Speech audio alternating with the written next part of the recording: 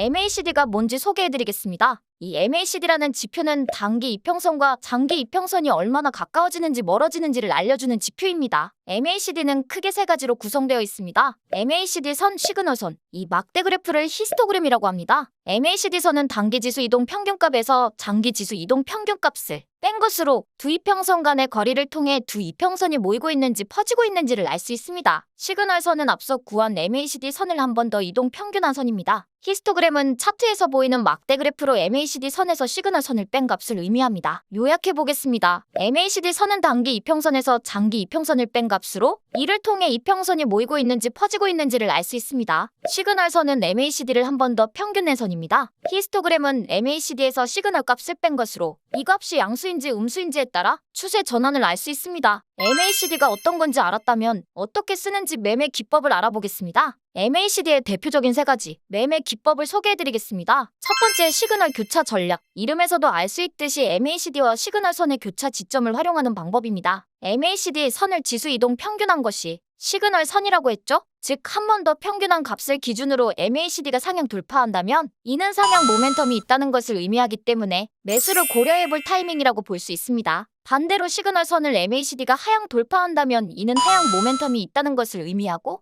따라서 매도를 고려해볼 타이밍이라고 볼 수 있습니다. 두 선이 너무 얇고 화면이 작아서 보기 어렵지 않나요? MACD와 시그널 선을 뺀 값이 히스토그램, 막대 그래프이기 때문에 이 히스토그램이 기준선을 기준으로 전환되는지 그 지점을 찾아보면 됩니다. MACD가 시그널 선보다 위라면 히스토그램이 양수니까 그 전환 지점에서 매수를 고려해볼 수 있습니다. MACD가 시그널 선보다 아래라면 히스토그램이 음수니까 그 전환 지점에서 매도를 고려해볼 수 있습니다. 실제 차트로 한번 보겠습니다. 히스토그램이 위로 올라오는 이 지점에서 매수를 고려해볼 수 있겠죠. 실제로 올라가는 추세도 확인할 수 있었습니다. 반면 매도도 마찬가지입니다. 히스토그램이 아래로 내려가는 이 지점에서 매도, 하락하는 추세로 바뀐 것을 확인할 수 있습니다. 한 번 더 기준선 위로 올라가는 지점에서 매수, 내려가는 지점에서 매도를 고려해 볼 수 있습니다. 두 번째는 기준선 교차 전략입니다. 이름대로 MACD와 기준선의 교차 지점을 활용하는 기법입니다. 이름도 비슷하고 앞에 말한 시그널 교차 전략이랑 무슨 차이가 있을까요? 여기 만나야 하는 두 지점이 다릅니다. 아까는 비슷한 선 이 개끼리 만나는 지점을 확인했다면 이번에는 MACD와 가로선, 기준선 0에서 만나는지를 보면 되는 겁니다. MACD가 기준선 0에 도달했다는 것은 장기 이평선과 단기 이평선의 값이 같아졌다는 것을 의미합니다. 즉,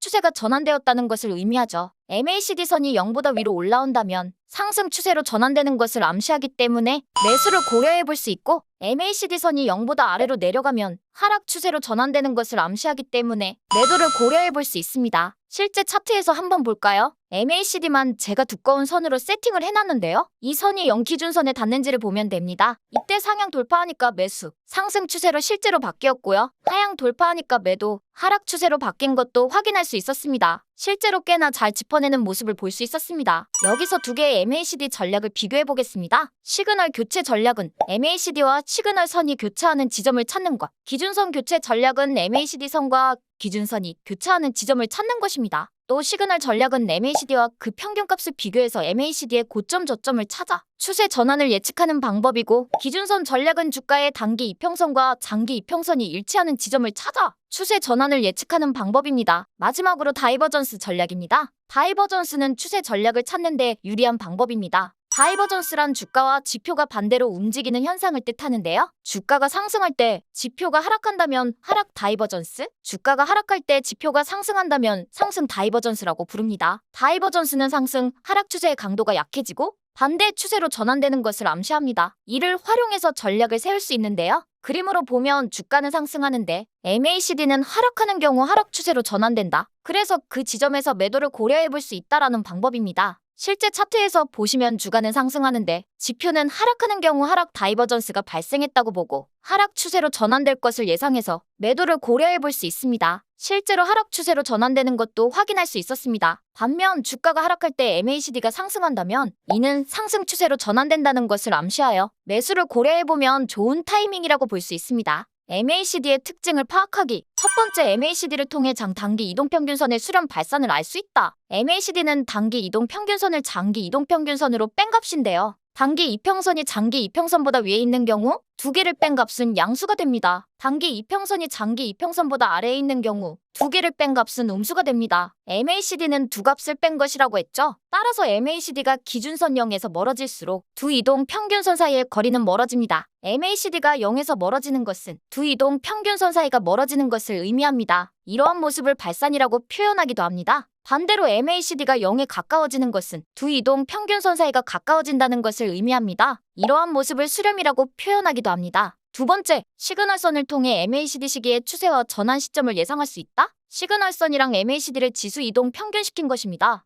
지수 이동 평균은 일반적인 이동 평균과 다르게 최근 주가의 가중치를 더한 평균값입니다. MACD가 고점인 경우 주가도 고점인 경우가 많습니다. 마찬가지로 MACD가 저점일 때 주가도 저점일 가능성이 높습니다. 이 MACD의 고점, 저점을 기준으로 추세가 바뀌니까 이 지점을 찾는 게 중요한데 그 지점을 정확히 파악하기 어렵기 때문에 MACD를 이동 평균한 시그널선을 활용하여 조금 늦더라도 추세가 바뀌는 지점을 추측해볼 수 있습니다. 따라서 MACD 선이 시그널선을 상향 돌파할 때는 상승 추세로 전환된 것이다. MACD가 시그널선을 하향 돌파할 때는 하락 추세로 전환된 것이다. 라고 판단할 수 있게 되는 거죠. 이러한 MACD에도 한계가 있습니다. MACD는 이동 평균에 기반한 지표이기 때문에 후행성을 갖습니다. 따라서 횡보하거나 불규칙적인 장소에서는 가격 예측이 어렵다는 단점이 있습니다. 이제 MACD 잘 활용할 수 있겠죠?